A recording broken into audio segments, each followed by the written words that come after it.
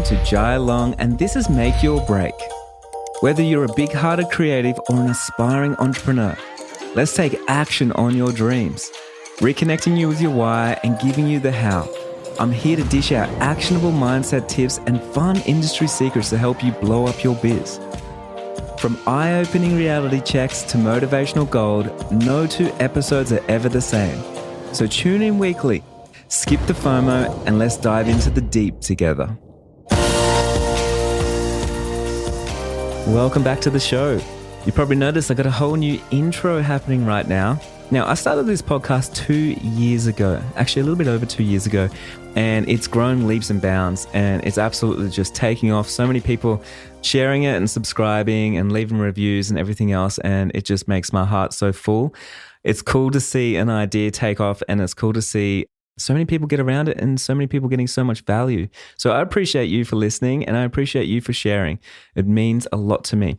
Now, internally in my business right now, we're redoing a lot of things, and we're just working out how we can best serve our listeners, our subscribers, our clients, our friends, our family, our community, and everybody else, and sort of reworking a lot of internal things, which are really excited. And I'm going to do an actual podcast episode around just that, because I know there's so many creative entrepreneurs out there that would love to know the insides of how our business works, and I guess decision making and how I work with a team and all those little things that kind of make, I guess, business and life really interesting and fun. And for me, it really is. Like, I love being an entrepreneur and I love doing all this stuff, and every day is exciting. We're always doing completely different things.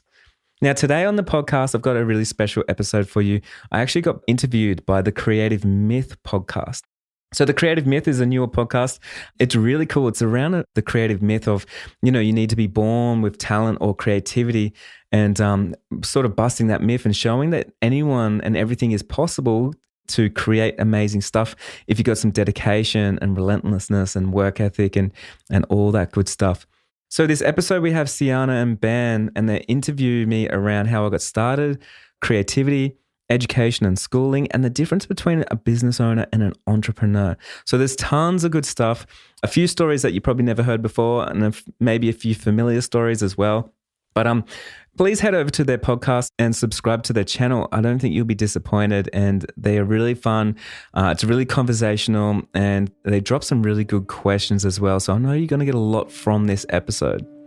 Now, I think that's pretty much it. There's no more updates. I just want to say a big thank you for listening, subscribing, and leaving reviews. Like, I honestly really appreciate it. I read every single review, and it makes my heart full. And I really hope you love today's episode.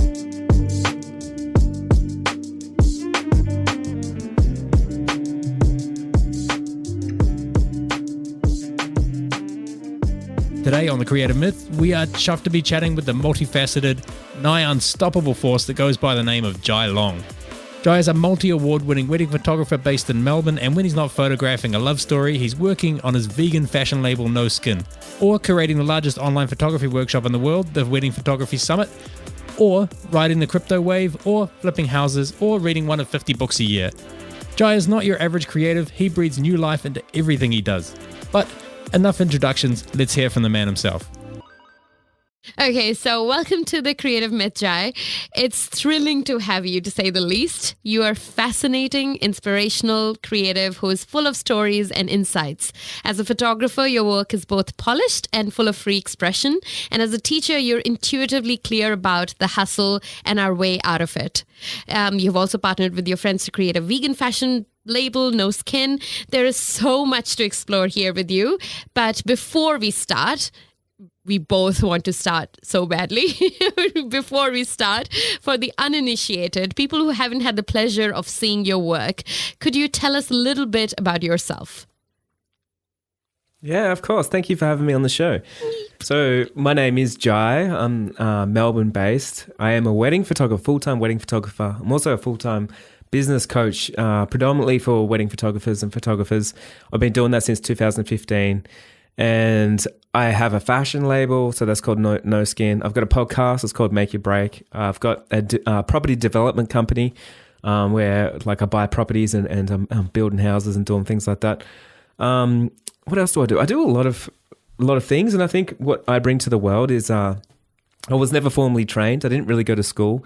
And so for me, like business is something that I've like failed hard in, and I've succeeded so many times, and I've built 7-figure businesses and 6-figure businesses, and I've been bankrupt, and I've been everywhere in between. So for me, like everything is like leading from the heart and teaching from what I actually do, not just teaching from the books. And I think that's what makes me stand out and what makes me like really love what I do every single day, because it's me in there with everybody else, you know, on this crazy adventure that we call business, or we call life, or we call art, or whatever we find ourselves doing. So that's pretty much me in a nutshell, I guess. Yeah. That's a great answer.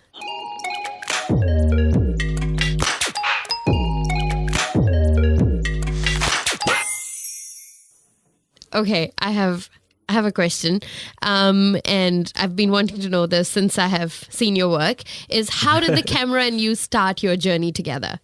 Because I have my story. I want to know your story. Like how, out of all the creative things, camera. Actually, before that, like let's go right back. Ah, you took it. Yeah. Okay. Okay, we'll get to that. Okay, let's start with like what was it like growing up for young Jai? Did you come from what you would think of as like a creative household? It was kind of, I want to get an idea of like where you sprang from. Yeah, absolutely. So I grew up, my earliest years is I was actually homeless with my family. And we used to go in and out of, there was a lot of domestic violence and stuff. So I used to go in and out of charities and women's refuges and things like that. So between that, living in tents, living in cars, living in a bus, traveling the East Coast is kind of like where I started, I guess. And my dad, he used to play a lot of music, and his friends play a lot of music. So he was the type of guy that would probably just smoke weed every single day, play some music. And I was always mesmerized by like how he could create something from nothing and how he could captivate a room with music. And for me, I think that was the start of creativity. And I also realized, because I never got told no, I didn't have to go to school, put up my hands. I didn't have to wear a uniform. I didn't have to listen to other people's rules, which means I had, I guess, like creative freedom, which meant I think different and I approach things differently. And so for me, things that make sense to my minds, like logically or creatively, might not make sense to other people, or we think a lot different. But I notice that a lot of people get stuck because they get told no all the time, or they shouldn't, or they should calm down, or they shouldn't do that, or instead of them trying, you know, to do it themselves. So that was my early years. And as I grew up, we moved into a teepee for a little bit. My sister was actually born in a teepee. And then I finally went to school, and then we were on a waiting list for a government house for 7 years, and that's why we were homeless and stuff.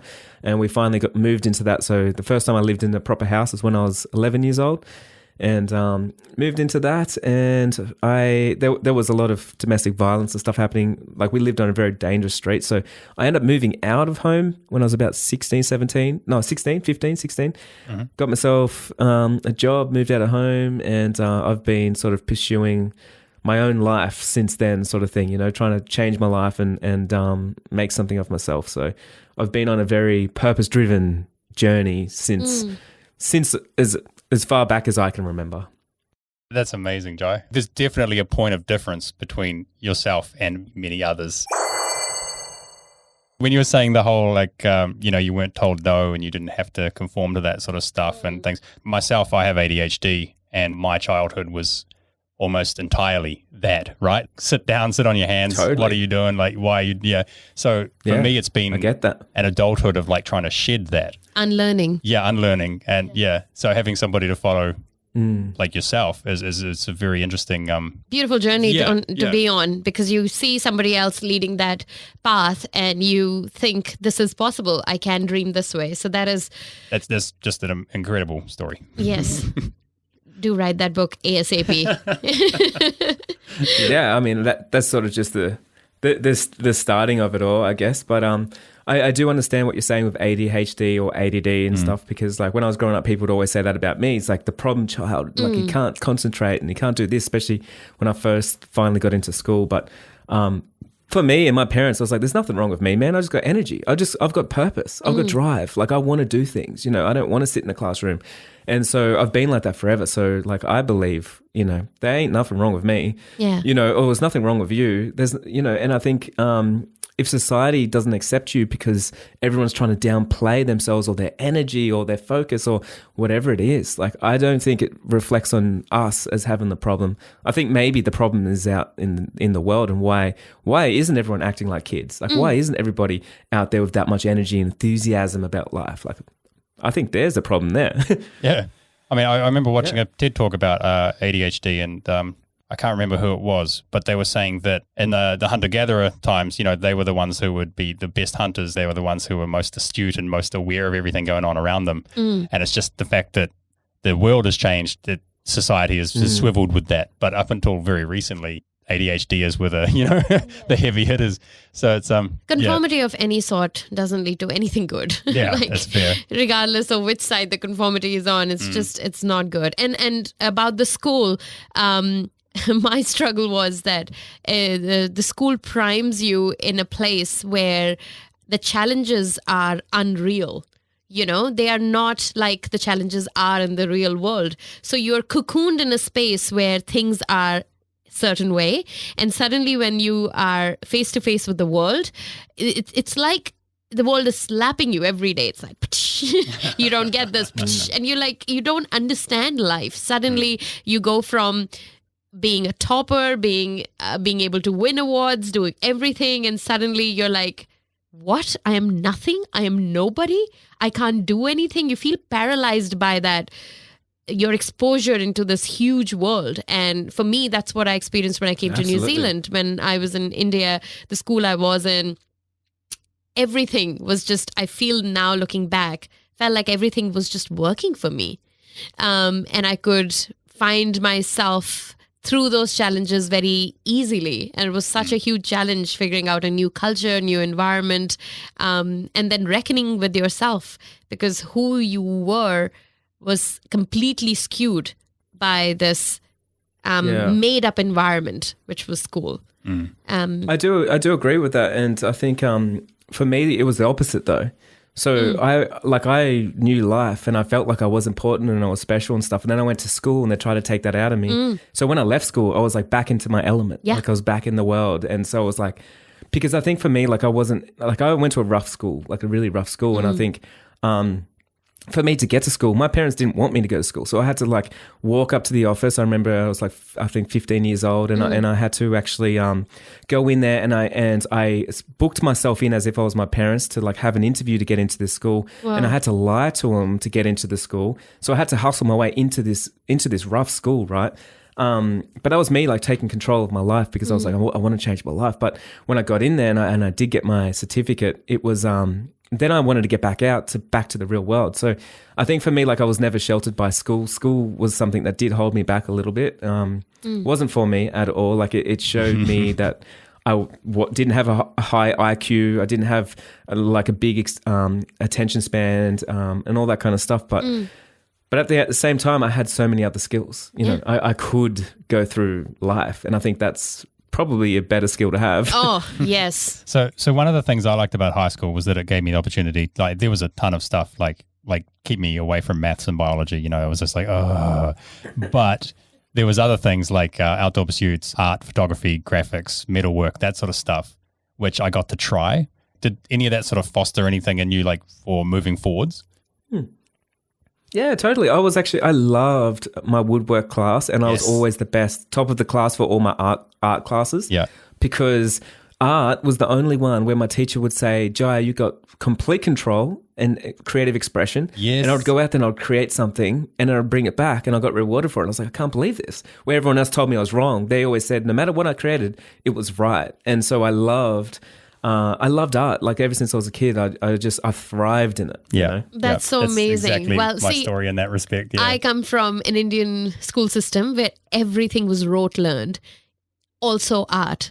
So when we had to do art, we were given very clear instructions on the color of the sky and how the mountains need to look, and how the birds need. Yeah, it was like that. And so my teachers were very unhappy with my artistic expression for the longest time. So my name is Sirjana. It means creation in Punjabi. And so I always thought of myself as a creative person, just because, I would explain my name to people. all the time. They didn't know what was Sirjana and it'd be like, oh, it means creation. And so I dabbled in a lot of creative things. But in school, I was completely shunned by people who was there to teach me creative arts. It was like my dance teacher called my parents and said, oh, she will not follow the tune. She can never dance. Same thing happened with art. Same thing happened with music. She's an incredible dancer, by the way. But it was so hard. And then you had to learn all of that. Become an academic student, come out of the country and realize. I remember my first class in the university and the professor told us, so we're going to read this whole thing and come back in 15 minutes. And came back in 15 minutes and he said, what was wrong in it? And I could not wrap my head around it, that how could he ask a question which said what was wrong in a book? Because my entire life was about book is right. You cannot have individual thought. So, but anyways, I have questions. We have gone somewhere else. I want to now know, how did the camera and you start your journey together? Yeah. Okay. So when I was younger, I played a lot of music and I used to do gigs and things like that. And one of my friends had a camera and he used to love it. And every time he'd take a photo, I would always look at the photo and I'd critique it and tell him how he could have taken it better. And years went on with me doing that, just not being the nicest person, I guess. And one day he was like, why don't you take the camera? And I was like, okay, I will. But at this stage I was working as an electrician. I was working in a community in Western Australia. So it was a mining town, but I was working on a hospital in a mining town. And after work, everyone would go to the pub, everyone would drink, everyone would take drugs and stuff. And I wasn't really into that lifestyle at all. So I was like, you know what I'm going to do? I'm going to get this camera and I'm going to go take photos of the beach. So every afternoon after work, I'd go down to the beach. I'd just take photos of anything, rocks, shells, people walking past. It didn't matter. Yeah. And I started falling in love with it. I was like, I felt like I was good at it from the start. And in a sense of like the photos were terrible, but like I was good at it because I was like passionate about it. And I knew composition, like I had a good eye for something. And even though I didn't know how to use my camera, I could make something that I wanted. And yeah, from there, like that was like in my early 20s. And then after a while, I started getting more serious about it. And I got serious about like changing my life. Like photography for me was never about photography or taking photos. It was about getting into new groups of people, new circles, making new friends, new connections. Yeah. And I was like, imagine if I was a wedding photographer and I charged a lot of money, I'd probably make some friends that like make a lot of money and like I would be surrounded by people that I want to be. And so like it really was that for me. And so photography was just my way in to start a conversation, talk to people and be in a new room because that's what I wanted. I wanted to see what was possible in this world, and I knew I was only limited by my own surroundings. So yeah, I loved it. That's awesome. So what was that first wedding like for you? Oh man, I've got a really funny story about the first wedding I ever shot. Yeah. So my wife came with me and to help me out, and I was like, I just booked this wedding. This is going to be awesome. They paid me $500 and I was just like mind blown that they even paid me. And two things, like I didn't really have any money, so I had the worst lenses. I had a fisheye lens, 15 mil, and then I had a 70 to 200 like telescopic lens. So really hard to shoot a wedding on. Second thing is I'd never been to a wedding except my parents' wedding in our lounge room. So I'd never been to a wedding before. Didn't know what they do. Like I had no idea, right? So when you talk about fake it till you make it, like I was walking around going, what happens next? Just asking guests. And so they had the ceremony and I was like, what happens next? And they're like, oh, so they're going to have a ceremony, they'll kiss. And I'm like, cool. So I was just shooting it. I was pretending I was confident, Well, I was confident. I was just pretending I knew what I was doing. And then after a while, I took all these photos and I felt like I did a great job. And then the next thing was we're going to the reception. And then when I got to the reception, I looked around, I noticed everyone was sitting down, they were getting a meal. And so I was like, oh, the wedding's over. Like it's dinner time. Okay. So I went up to the couple and I was like, thanks for having me today. Like it was awesome. Like I'm going to get out of here. And I remember them saying like, where are you going? I was like, I'm going home. Like, whatever. And anyway, so we left. And it wasn't until like a year later, because that wedding actually got featured in a lot of places. A year later, I remember looking back through it and I was like, why did I leave halfway through the day? I was like, oh, because I didn't know there was a reception. Like I had no idea. Wow. And no one ever said anything. So, yeah, that was my first wedding. And I was surprised I never said anything, Has entrepreneurship changed your creative mind?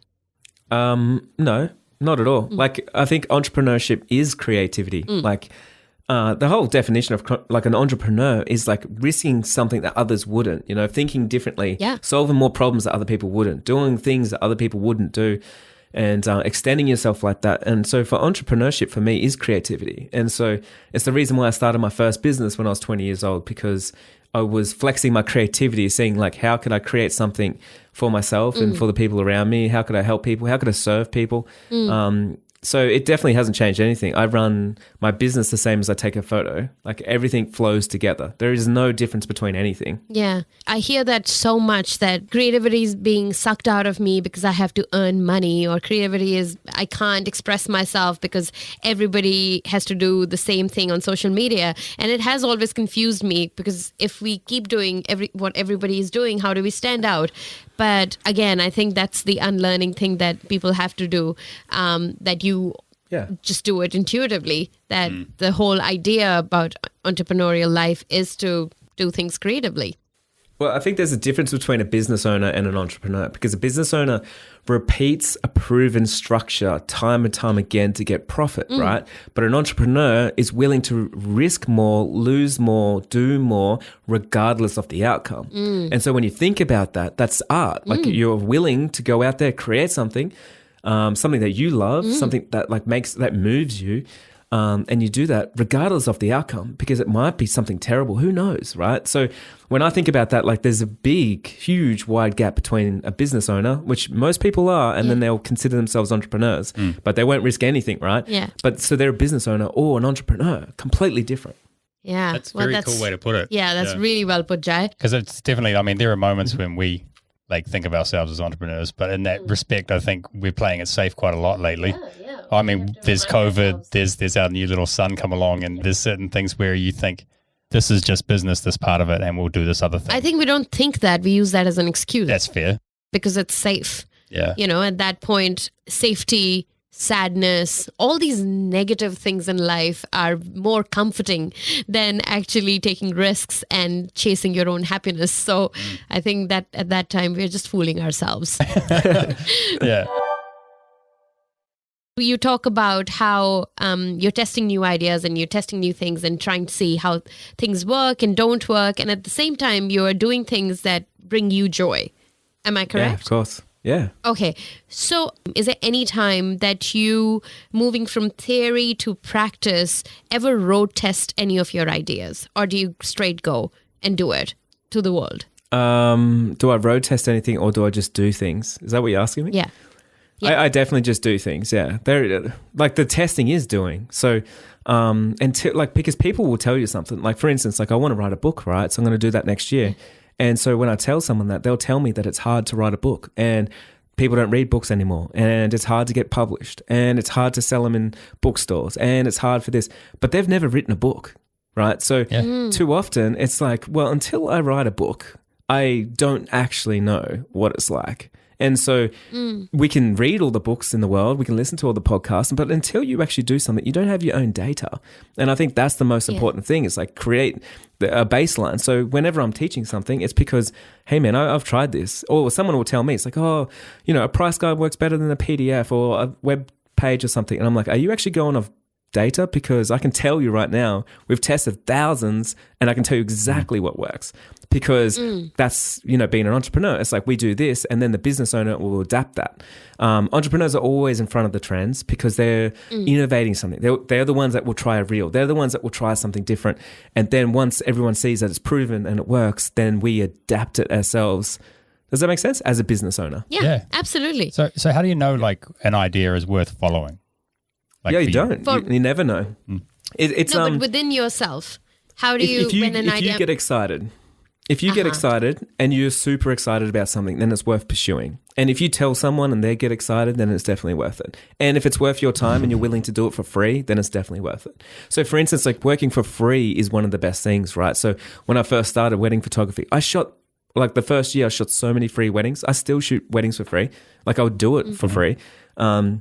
when I started my mentoring and workshops in 2015, like my first workshop cost me, I think, $5,000 to put on, because we didn't sell enough tickets. It was out of hand. I didn't have that money and it was costly. And then when I started doing one-on-one coaching, I spent last year, all year, coaching people for free because I was like, if I would do it for free, then I think it's a good idea, because if it's without the reward, then it's definitely worth it. When I started No Skin, what am I doing? I'm sending out garments for free to people so they can wear my stuff. If I'm willing to do it for free and take a loss, then it's no longer driven by the money. It's driven by the results. It's driven by the impact or by the creativity or what you can create in the world. And I think that unleashes a lot of things. So many people get stuck on something monetary. It's like, oh, how much money am I going to get paid? Am I going to get paid what I'm worth? Someone's taking advantage and stuff. It's the wrong metric, I think. Yeah. That's cool. And I mean, people feel that from you as well. It's a feeling you get, Yeah. That it's unquantifiable in a way. But that's a very great advice because I suffer from this immensely. Personally, when we travel from one airport to the other, I have 30 things I want to do. And I'm constantly bugging Ben, oh my gosh, we should do this. This is what we should start doing now. I really want to do it. By the time I've landed in the other country, I'm exhausted. I'm exhausted because I have dreamt too much and I've done nothing. But this is such a great advice to narrow down all these ideas and then see what will I be willing to do for free and then go from there. Because I always feel as a creative, my number one pet peeve is the sheer burden of ideas and the lack of time to do them. Oh, it's the same as me. It's like, just right now, like I'm on a podcast, right? I started my podcast 2.5 years ago. And I don't have sponsors on there. I do it for free. Like a lot of people, they will charge themselves to do these things, but it's like then they're not showing up as their true authentic self as well. They're showing up for a paycheck. Where I think about, I'm working towards my potential. Like, man, my potential is I could sit here for free, but maybe I'll make one more connection, impact one more person, have one more idea, one more new conversation. And maybe I'll reach one more person that needs it at the perfect time. And so when I think like that with all my businesses, then it's like, oh, I'm making an impact. I'm not working to the paycheck. The paycheck kills you, kills creativity. Love that. But working to your potential, man. I want to put that in a poster right now because we are that thing, paycheck kills creativity. That has to be that's going right into our just gallery wall. Tattoo it on my forehead. So. Hey, and sort of just to wrap things back around, like a business owner will always tell you not to discount and not to shoot for free and not to do something for free and make sure you charge what you're worth. Business owner will, right? But an entrepreneur will say like, hey, what have you got to gain out of that? What could happen out of opening that door? Like, so they always think different. They never talk, like, there's not one entrepreneur that I know that's a 7-figure entrepreneur ever talks about the money. And that blows my mind. And when I talk to someone that's like making 5 figures, 6 figures, they're always hung up on the money. Don't do it for free. Don't discount. Don't do this. Don't undercharge. Don't undervalue. And I'm like, man, it's the reason why you don't have any money, right? Yeah. It's because you're living in scarcity. This is so true. When we were at that stage of our business when we were having regularly panic attacks, crying fests, I don't know, like this really bad place. When people used to ask us, what goals do you have for your business? Ben and I could only think in terms of money, right? It would be like this much money in this year. That's all we could give answers The people for. who are asking are expecting that answer too, though. Yes. That's a societal and thing. then we met one of our favorite photographers, Pablo Lagia, and he was photographing our elopement. And in between, he asked, how do you want your business to make you, how do you want Tinted to make you happy? And we just stopped for a second. We're like, okay. He said that in his broken Spanish. I don't know if he exactly meant those words, but it just made us stop and think, what are we doing here? We started as creatives. We started as this passionate artist who wanted to create something that made us happy. And we've turned into this neurotic, anxiety-ridden, panic attack, having fights all the time. Where is money? Can't spend $1. Hungry. Like we were constantly hungry. That's how much we wanted to save money. I remember there were times we lived on one slice of pizza for a day and for days at the end like that because we were like, we'll make this pizza long if we have one slice every day. It's so crazy, isn't it? And so like I have a course called the 6-Figure Business Map, right? Yeah. And so yes. people all want money, but then what I teach them, like I sell them what they want, but I teach them what they need. And like, so it's all about like mindset, and it's all about like abundance and unlocking things. And I just did a post inside the Business Map Facebook group. I'd love to read it out to you if you want. Absolutely. Go for it. So everyone in there, I didn't make this up, but everyone in there calls themselves sailors, because I had this ship analogy, and everyone's a sailor, right? So everyone that's in my community. And now, so I wrote something saying like, what does sailor mean to you? So to change yourself, you need to associate your actions with your core values and who you are as a person. So for example, if I ask you, one of the sailors, can you do bare minimum? Would you do it? Or would you not be the person that does the bare minimum of anything, right? If I ask you, are you going to give up? Or are you not the type of person that does give up? Are you going to fail? Or are you not the type of person that will let anything stop you? So being a sailor makes you different from everyone else. And here's a few examples that I gave.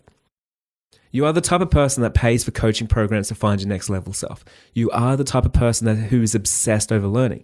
You're the type of person that gives more than you receive, always. You're the type of person that will write 600 words for your blog post because you know the bare minimum is 300 words, and sailors will never go for minimum or average. You're the type of person that will get uncomfortable and create videos for your website and connect with you and serve your clients better. You're the type of person that will add value to your fellow community and lift people up when they need it. You are the type of person that will recharge people. You are the type of person that will set unrealistic goals and take unrealistic actions to make them work. You are the type of person that will ask for help regardless of how hard it is to ask for help. You are the type of person that is constantly improving all aspects of life. You are the type of person that won't shy away from a challenge. In fact, you are welcoming the challenges. You're the type of person that will track your money and time, as you know you can't grow or optimize anything that you don't track. You are the type of person that won't accept no. You are the type of person that makes things happen regardless of outside influences. You are the type of person that takes full responsibility of your actions and for your own success. Now, the reason why I write this, right, like literally none of it has anything to do with money. So we join this thing, we think, oh, it's all going to be to do with money. But then it's like, wait a second, he's challenging me of like, what type of person am I? Now, with that association, if you said that, like for instance, like if you wanted to like lose weight or something, and then you walk into a store and then you're going to buy a chocolate bar, then you can ask yourself, if you change the association, like, am I the type of person that eats chocolate after work? Like, actually, I'm not. I'm not that type of person, right? And so then you can change the way that you show up in the world by realizing like, what actually are your core values? Are you the type of person that will go after a business venture just because it makes money, or because it brings value to people, because it brings some sort of happiness? Does that make sense? Absolutely. So I wanted to share that because that makes it's perfect sense. We I mean, it's hitting home a little bit because we have definitely done some fluctuating between entrepreneurs and business owners. The reason that we took off doing what we do was because we flew to the South Island on our own dime, and Sirjana spent nights, like many nights, planning a proposal with a really lovely guy in Singapore who wanted to propose to his girlfriend. And at the that time. all started because Pablo asked that question, and we were like, what do we actually want to do? When we picked up the camera for the first time, for Ben and I both, it was about connecting with people. I never had friends growing up that I could just, rely on like as my group of friends. And crazy is not even enough word, but I'm just Pagal is how they say it in India. Yeah. About having people close to me and having a close-knit group of friends. So for me, picking up the camera was that, doing something and bringing people together and learning how do people come together in the first place. And when we made that as our goal and understood what our values were and how they aligned with our art, things completely changed for us. In fact, to the point that 2 years into doing that, we were not even sure how much money we were making. We had no idea. We were still living like we were living before, but not worried about it because we were enjoying our art so much, to the point that our accountant sent us an email saying, congratulations, guys. Things are going really well. And we looked back at our account and we're like, we earned what? Just what happened here?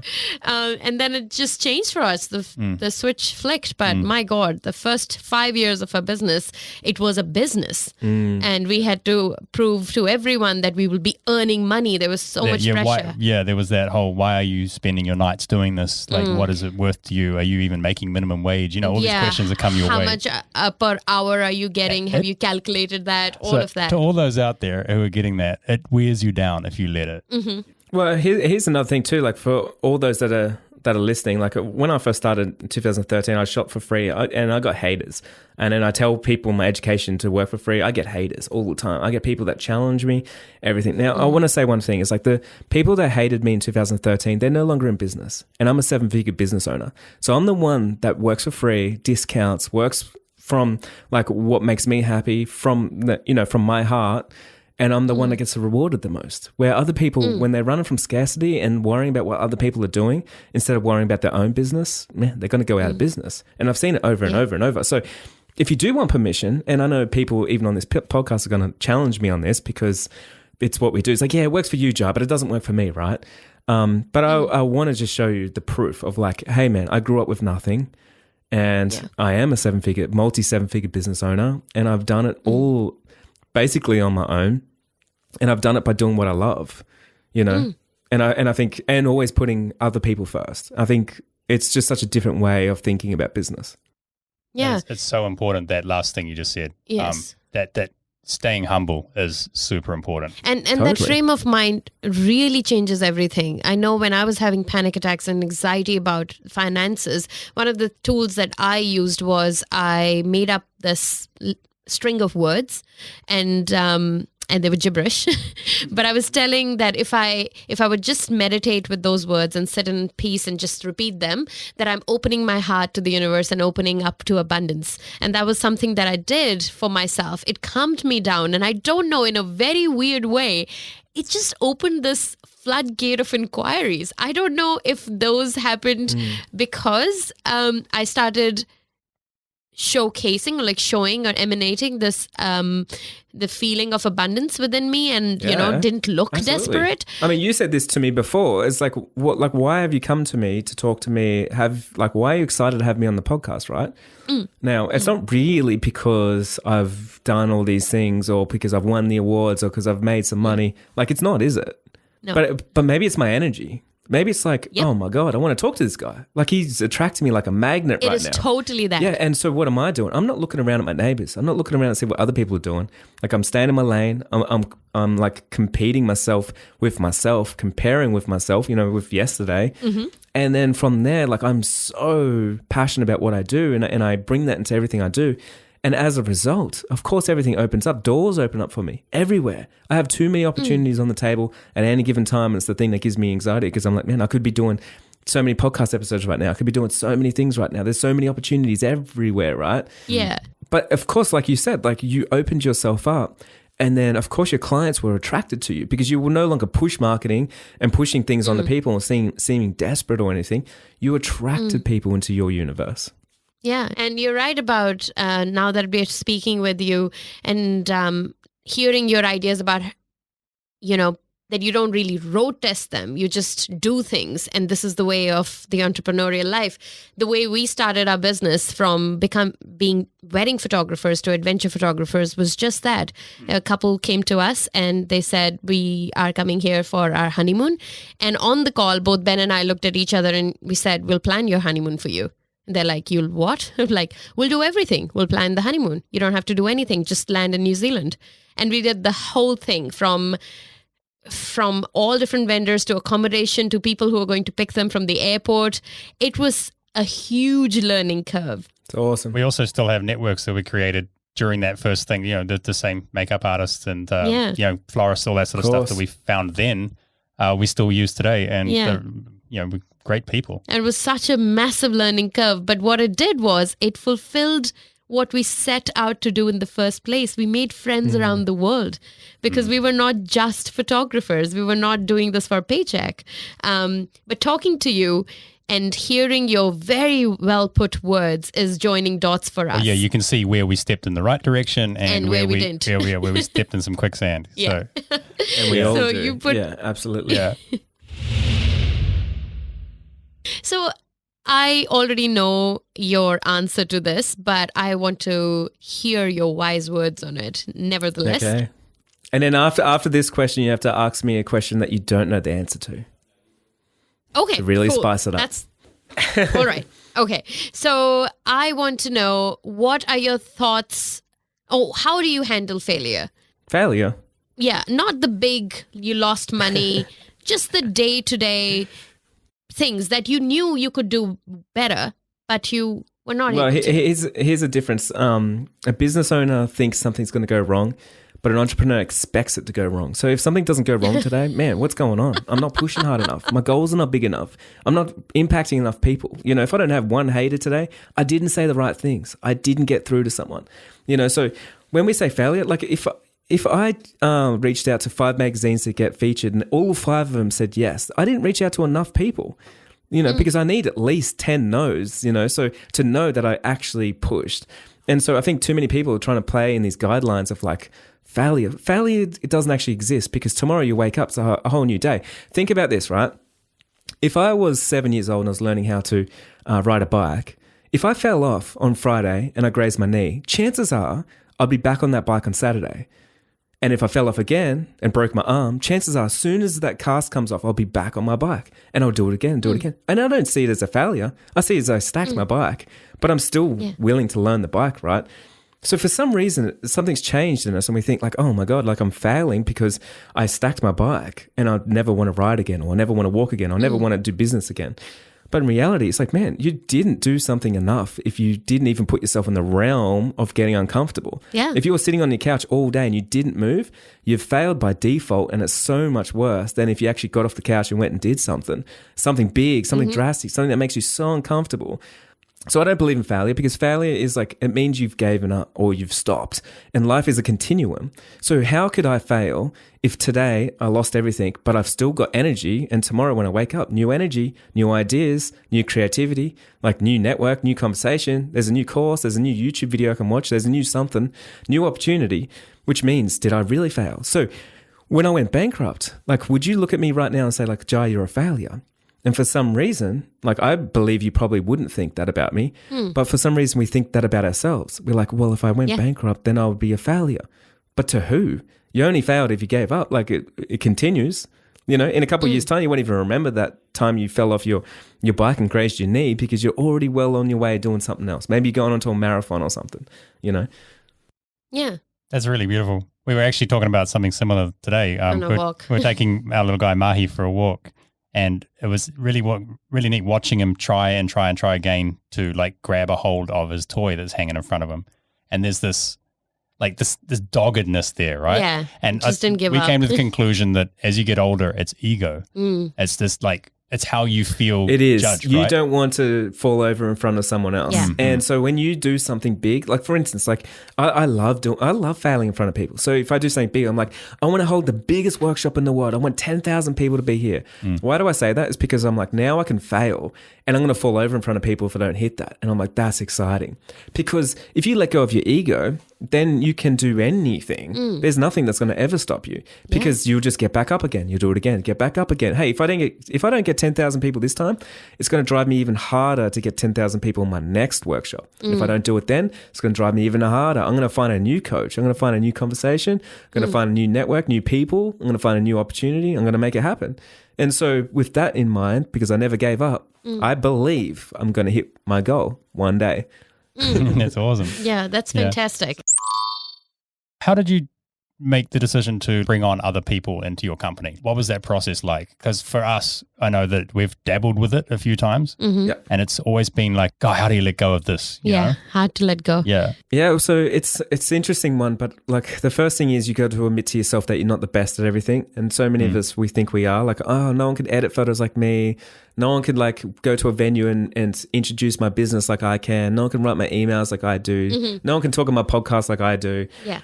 And it's just like a limiting belief thinking we're the best in the world and no one can do anything. But when you let go of that, you realize that like, hey man, maybe the best thing in the world that you have, the skill that you have is you can actually see the potential in other people. And then you could give other people those roles and empower them to like make something even better than you could ever imagine, because chances are you're holding yourself back. You're holding back your business by not expanding. That's the first reason. Second reason is I believe it's selfish to start a business and not give back in some way. That's fair. Why start a business and not give an opportunity to someone? Like not pay some people, like not support a community. Like what? Like I can hire creatives right now. I've got 7 people sitting in the other room and they're like art directors, like a videographer, a photographer, like a copywriter.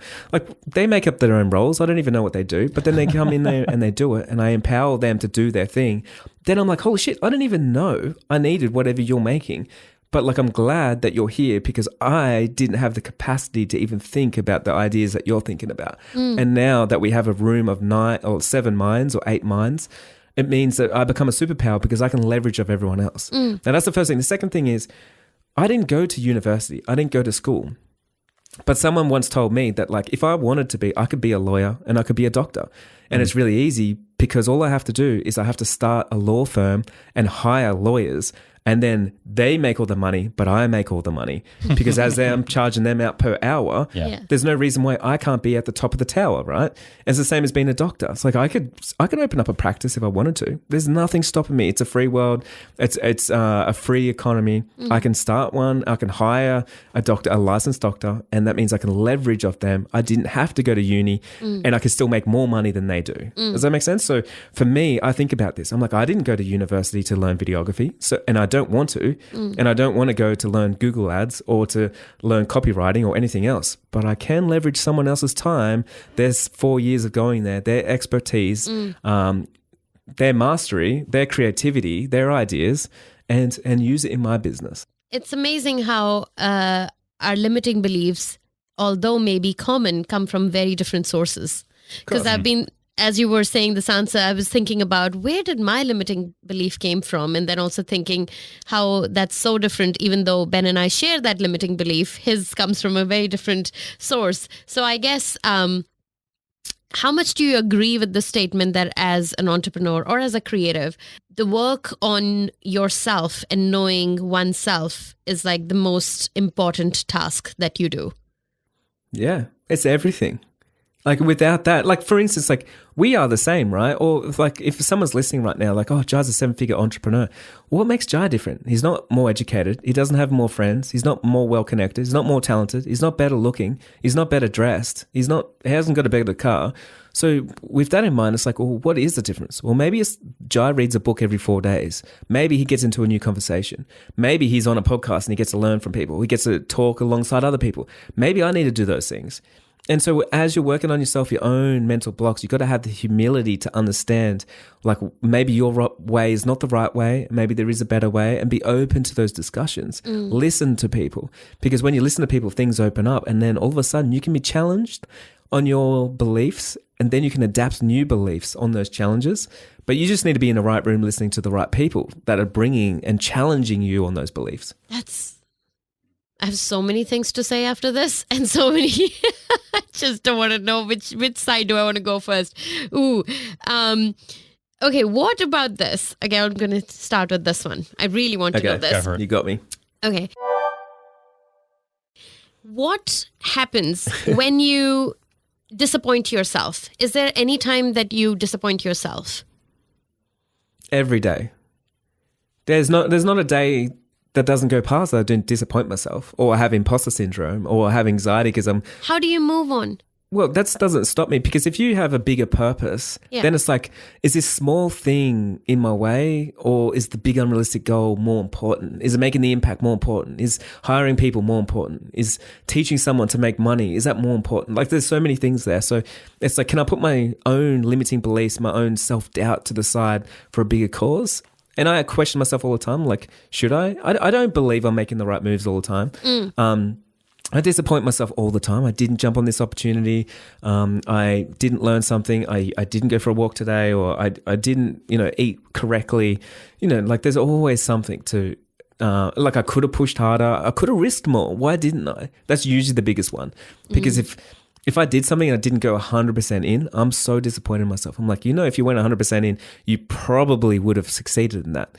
Because most people don't know this, but I'd say out of every one success, like a big win that I have 9 failures, like every time. And so my life consists of failing all the time, always, every day. Something doesn't work.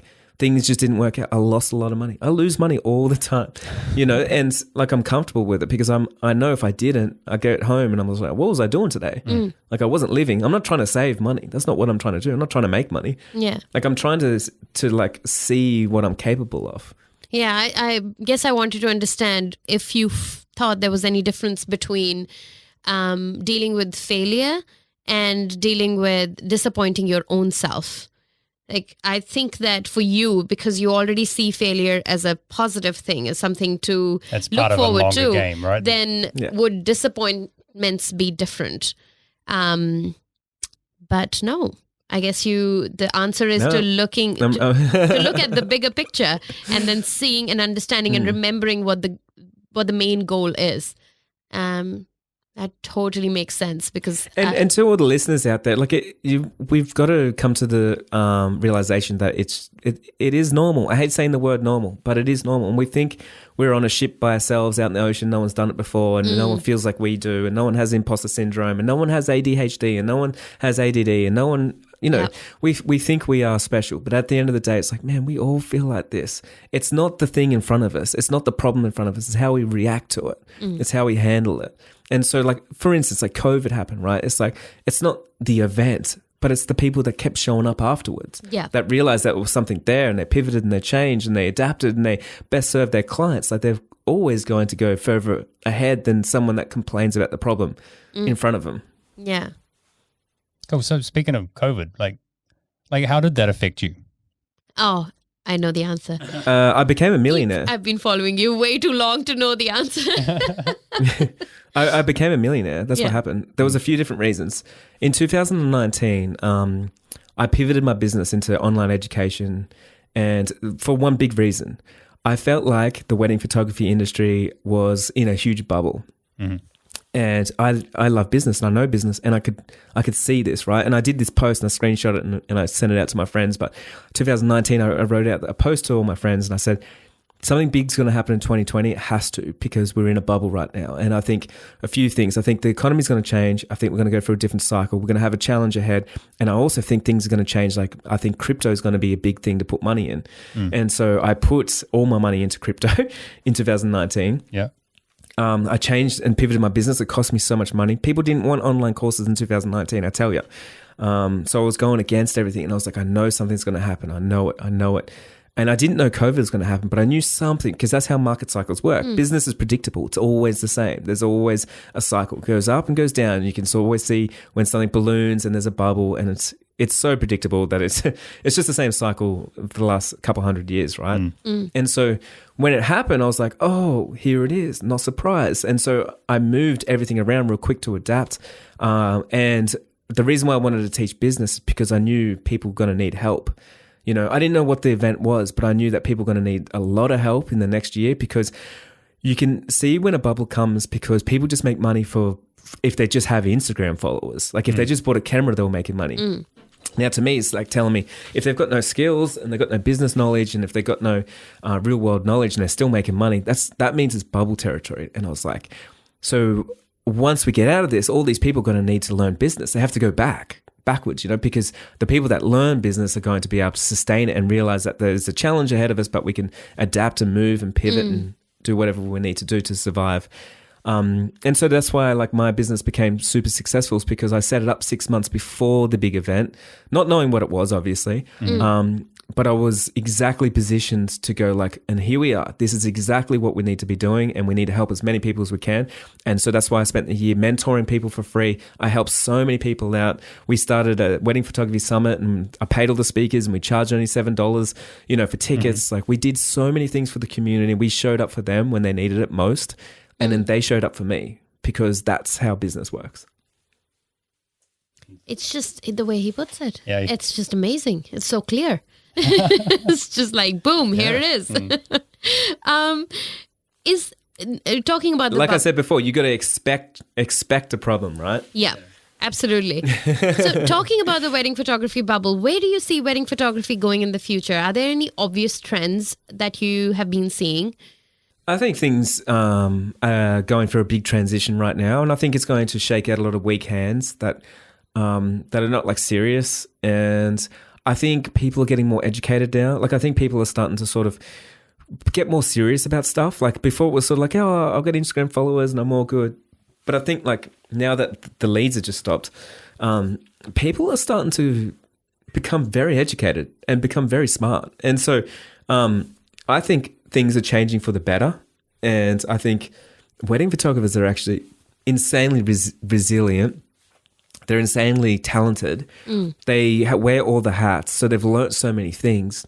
They just don't know they need a bit of finessing, basically, because they got everything there. And I think a lot of wedding photographers are going to continue on wedding photography, but they also could become entrepreneurs and do amazing things because like yourself, like, you know, you started a podcast and do things like that, but not many people do that kind of stuff in other industries. So yeah, I'm actually really excited. Like, I think I get excited with change. Like, I love change. And when people tell me like, oh, I can't wait for things to go back to normal, I'm like, this is new normal. You're going to die. Your business will die if you think things go back to normal, right? Because that's the old way of thinking. Yeah. And so, like, if you haven't adapted and realized that, like, hey, this is normal. Today is normal. Like, if you're not doing business today, your business is dying. You can't wait for something because you're going to get out innovated. It's like someone else is going to take your market share. Someone else is marketing right now. Someone else is expanding while you're contracting. You got to understand that, right? Yeah. So one of the reasons why my business did really well last year is because every workshop stopped, every conference stopped. I don't know why. Like, all the awards stopped. Like, all education for photographers stopped in their tracks, and I couldn't believe it. I was like, why are they doing that? And so what did I do? I spent hundreds of thousands of dollars on marketing when I had no money, because I was like, I need to take market share. While everyone contracts, you need to expand. Because right now, while everyone's contracting, they missed the point of, like, this is when everyone needs help, and why you guys all didn't help. The person that was there that helps throughout that time is always going to be on top. Does that make sense? Yeah, totally. Yeah, we were trying to do something similar with a collaboration in Canada with Conference and Chill. Yeah, and it was fantastic connecting with so many people. And you came for one of the Conference and Chill. I did, yeah. Yeah, and that's where I first time heard you actually talking, and, you know, was like, this is fantastic. So, no, absolutely. So correct. And so you're bringing back the idea that creativity is the art of seeing and then solving problems, being able to notice that there is an issue cropping up, having the foresight for that, and then being able to solve it in a very novel way. The more that you brainstorm, the more that you use your creativity. Like, creativity is like a muscle, and people don't realize that. And so, like, I flex it every single day. I make sure I'm working it out, you know. Like, I listen to a book for like an hour and a half a day. I go for a walk. I brainstorm. I journal. I'm always learning something new. I'm listening to my coach. I'm signing up to a course. I'm doing something. Because I know that creativity doesn't just come. Because after a while, once you start brainstorming and stuff, you start seeing new solutions. And then after a while, after years, it becomes second nature. And you see a solution to every problem that's in front of you. Yep. But it's not always like that, especially when you're first starting out and maybe you haven't, like, practiced enough. But I think, like, after a while, like, you will get so strong with your creativity that people will be like, I don't even know where he gets ideas from, or her. How does she get those ideas? How is she even creating this? How is this happening? Yeah. Right? Because that person is like flexing that creative muscle. Yeah. And for me, it's always, I cannot accept that when people say there's no solution to this. I just cannot accept that. It just becomes like a this challenge game in my head. Like, nope. You said the wrong thing, my friend. I'm not going to be able to sleep right now till I find the answer to this.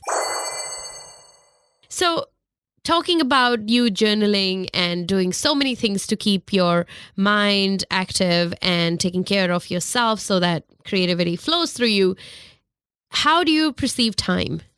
Time's real interesting. I see time as energy, and so my time is based on energy. So it's no longer like based on what time of day it is or how much time have I got up for a podcast episode. Like, for instance, a lot of people will say like, "Oh, podcast episode, I don't have enough time." But what I say is like, podcast episode, do I have enough energy? And if I do, then I should schedule that in. Yep. If I don't, then I probably shouldn't. And so I protect my energy, and that correlates to the time that I have. So I think a lot of people, they believe they have no time. Like, people all the time, they say they've got no time. But if I challenge them and say like, oh, what are you doing next? What's in the next 5 minutes for you? What impact are you making? Like, what have you scheduled? What have you scheduled for Thursday? And if they don't know, then I know they're out of control. It's just like having a bank account, not knowing how much is in it. Yep.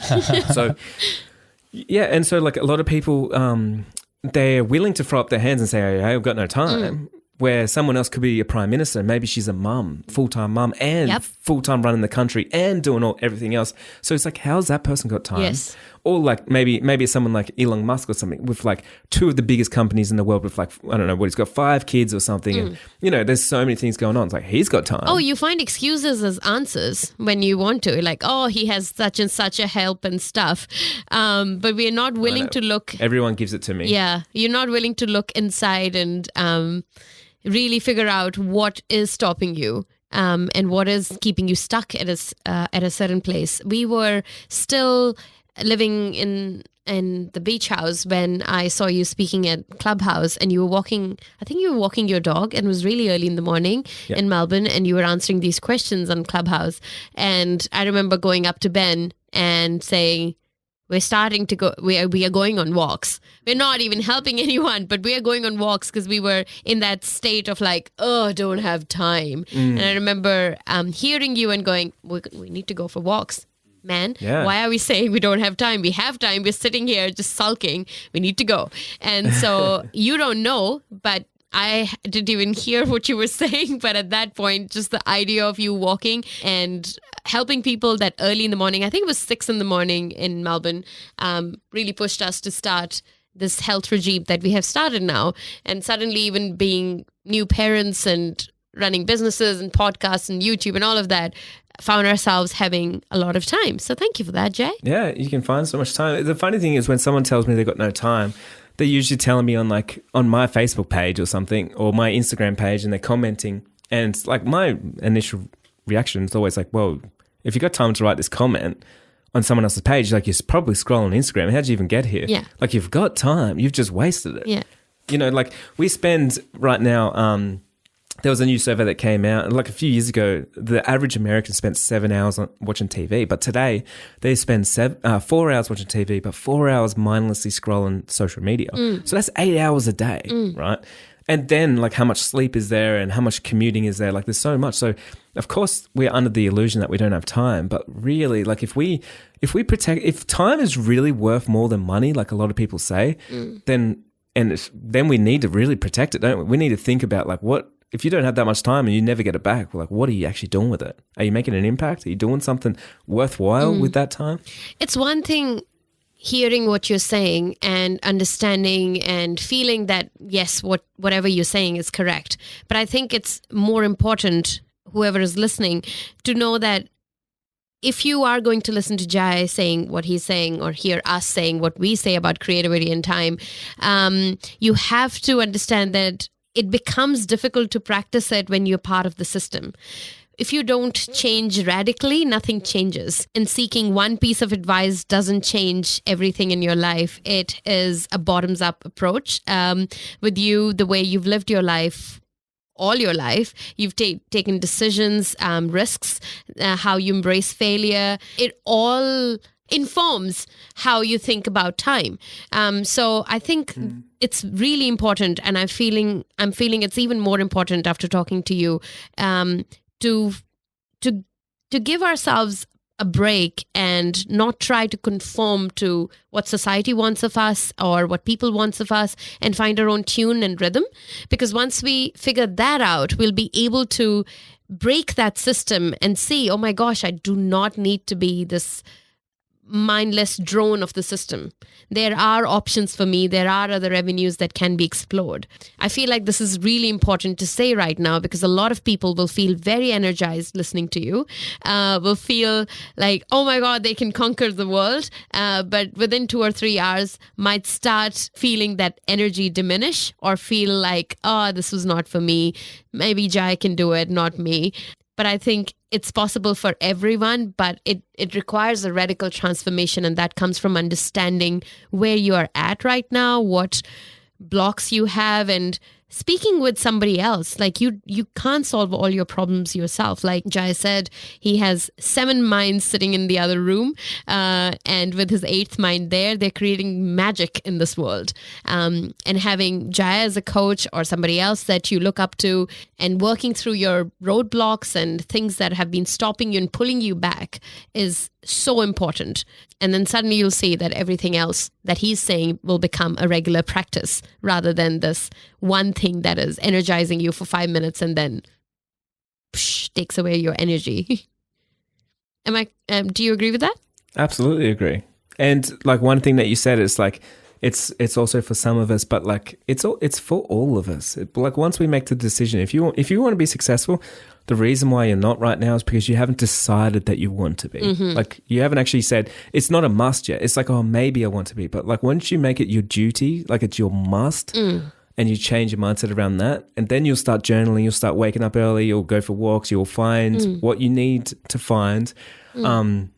Like so many people, like, I pay for a business coach, and sometimes I pay upwards of $20,000 to talk to someone for like, a few hours, right? And not once do I say like, oh, like it's too expensive or something. I say like, I'll find the money. Don't worry about that, because I'm obsessed with getting to the next level. Where someone is going to hold themselves back, like, oh, $3,000 for a course. No way, man. Too expensive. Not for me. Course is not for you. Like, and if that's not for you, you also can't expect to be booking work that's at that range as well, because man, it's not for you. If that's too expensive for you, that's the scarcity that you live in. So you have to make the decision of like, you want it. And it's really important to know that we are not entitled to success or happiness or other things. We have to work for them. And every single day and every minute, actually, we are making decisions. The day of decision is not going to come in future or tomorrow. It's right now. As you're listening to this podcast, as you go about your day doing things, you're making tiny, tiny decisions that are going to impact your life in a huge way. Oh my gosh. I love the way how you can take a complex, nebulous idea and so succinctly put it, Jai. Really well done. What is you were talking about reading books. What is one book that you're reading these days? Man, I read so many books. It's actually kind of crazy, but so it's really hard to remember any of them. And like I always say the same books over and over. But I like read self-development books. Right now I'm reading books on like public speaking, because I do a lot of that. I haven't found any good ones yet, but I listen to everything because I know there's something in there for me. And so like, I don't see any, reading a book is not ever a waste of time. Like I actually think it's gold. I can't believe people wouldn't do it, but people don't do it. And so then they won't get the success others will get. They get out innovated, right? So there's actually a study showing that like people that make over 6 figures in the US or have a title of like CEO or they're a high executive or something, on average read about 52 books a year, you know? So these are high income earners. Low income earners on average read 1 book a year. Now there's a 52-to-1 disadvantage for them because they're not even willing to show up and like do something like that. That probably only costs you $15 or $10 a book per week. So because they got no time, but the executive has more time and they donate more time to charities and they donate more money and they help more people and they have a better work-life balance and everything. They read more. And so when you look at that, it's like maybe we're just not prioritizing our own success, Is there then one myth about creativity that you are dying to bust? I guess like one myth is when people say, I'm not creative. I always think that's pretty funny when someone says, oh, I'm not creative like you, Jai. Yeah. Yeah, like as if we're all born without creativity and then we have to learn it. But I think you start unlearning creativity because if you said a statement like that, then you've made it your own truth. Yes. And even though, you are creative, even just saying that statement was creative, there's a creative way of putting it, you can't identify it. And so you've given yourself this truth and you've created a limiting belief. Yeah. Maybe it's not for you. Maybe you can't do it. Maybe not as creative as other people. And that means you won't go after it. You won't practice or try something new because you've given yourself some limitations. So I think that's like probably one of the biggest things around creativity. Also, like the other one is, I think people don't think business is creative or like pricing is creative. Their books are creative. Man, like if I went to an accountant, I want to find the most creative accountant out there. You know what I mean? Like I want to find someone that's like, oh, Joe, we could do this and we could do that. Yes. And I could change the numbers here and we could buy this and we could do that. And you could save on tax. I want to find someone that's creative in all aspects. And so if you are the type of person that's like, oh man, like business is business. I wouldn't do business with friends. I wouldn't do business that I love or like, people say all these limiting belief things. Like I would never never do business with someone that you like or something, or with a family member. I'm like, man, I'll do business with anyone, like especially friends. I love my friends. I love my family. Of course, I want to help them in some way. Yeah. And so I think, I think business, and the reason why I keep sort of really pushing this point home is because it is creative. It's insanely creative. And there's actually no part of it that I'm not creative with. Everything can be innovated. Everything can be changed. Everything can be done better for everyone. Yeah.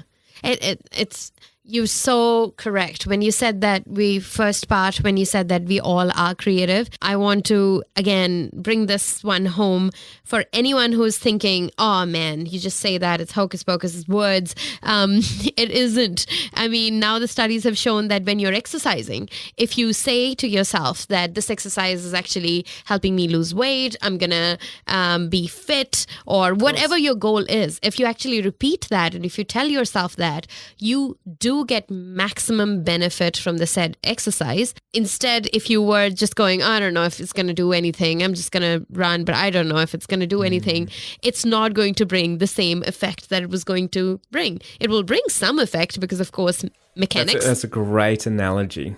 Great. And like just to play home on that analogy, it's like if you went for a run and said, I'm going to get a 6-pack from this run, then the whole time that you're running, you're thinking about your stomach and you're activating those core muscles. And guess what happens?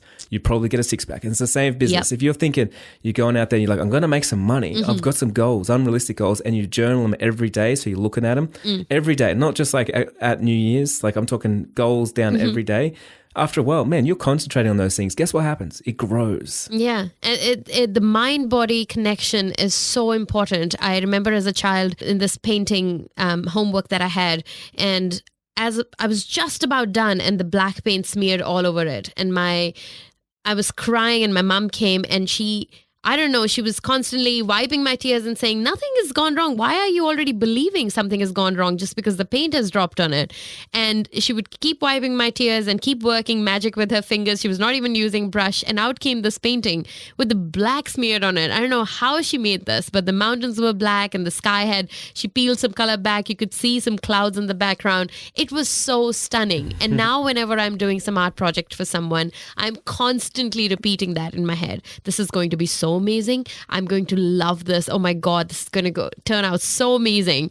Rather than tell myself, I don't know how this is going to turn out. And that's beautiful. Not only do I have an amazing experience actually creating it because I'm having fun thinking and being positive, it actually does turn out. I always surprise myself.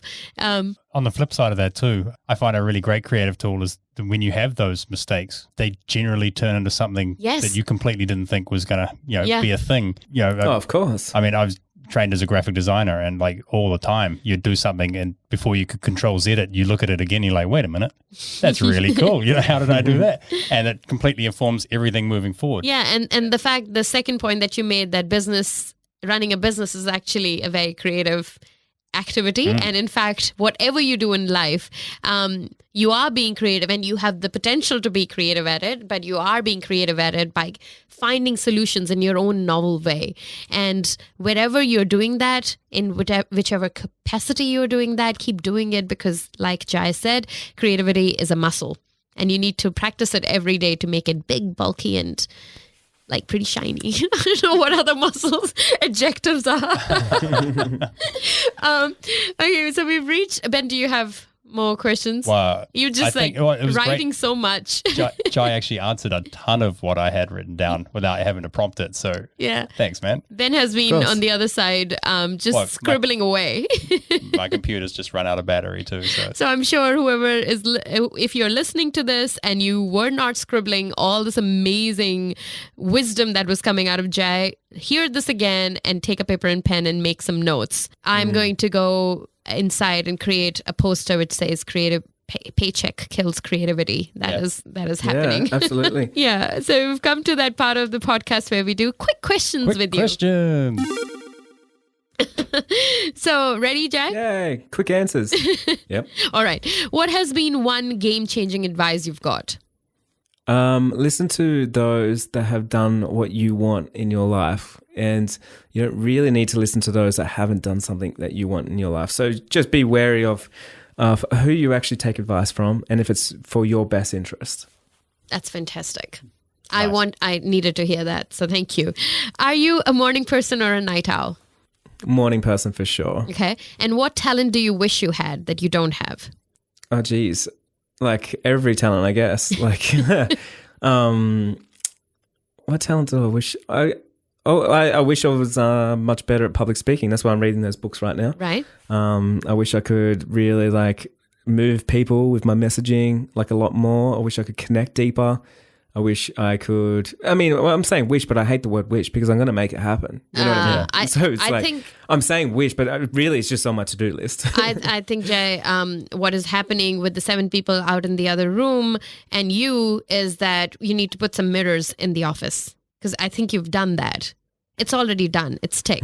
I'm sure you moved always people. Disappoint yourself, though. So you can You do moved better. us. You can do better. You have moved us, and you're an incredible public speaker, and you've moved us. We came into this room, like we said before we started recording, that we were in this really feeling like energy has been sapped out of us. We were not in a good place before we started recording this podcast, and both Ben and I are just like so energized. It's awesome. I am selfishly wanting to end the podcast so I can give my husband a hug right there because you've definitely energized us.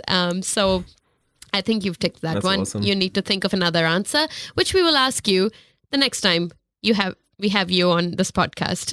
Perfect. So what are you going to do right after this interview? I've been suffering from really bad hay fever today, so I didn't really get to sleep much last night. I've actually got another podcast coming up in a little bit, and then I'm quickly going to go and watch some of a course. Like I'm running my own Facebook ads right now, and we're doing for like the wedding photography summit that's coming up. We got so much going on. It's crazy. So I'm the one doing like all the ads and stuff. And I don't know ads. Like I didn't learn this stuff. So, I'm putting through like $100,000 on these ads and I got to make sure that they work. And I'm literally going to sit there and nut it out, see what I have to do to make them work. And I know there's a solution in my problem. I just don't know how to get there yet. So I'm excited for the challenge. Fantastic. And finally, the 3 qualities that got you where you are today. Persistence,